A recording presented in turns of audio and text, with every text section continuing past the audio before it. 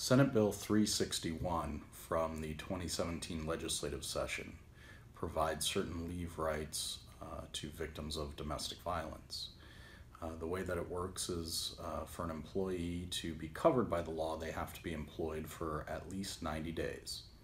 The law provides for up to 160 hours of leave time within the 12 months after the domestic violence occurs.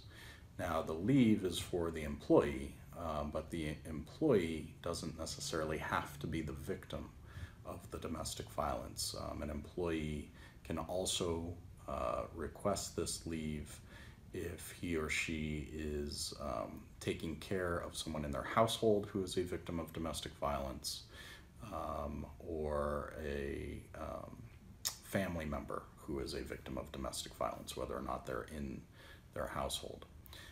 So it doesn't just apply to the employee.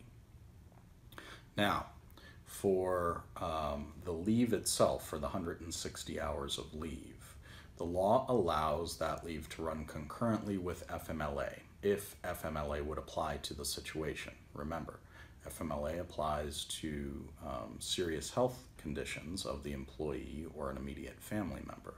So if the employer is subject to FMLA, they've got 50 or more employees, and all the other requirements of FMLA are met, an employee seeking leave regarding domestic violence under this new Nevada law,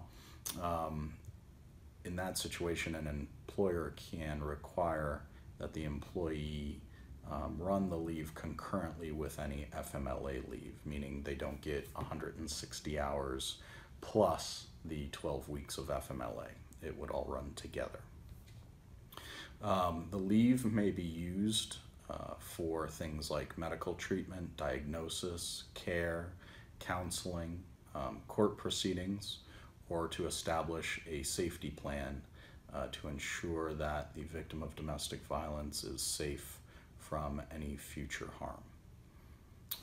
The employer, of course, under the law is prohibited from denying the leave hours, and also cannot require an employee as a condition of the leave to find coverage. So an employer cannot say, sure, you can have the leave hours, but only if you find someone to cover your shifts during that leave.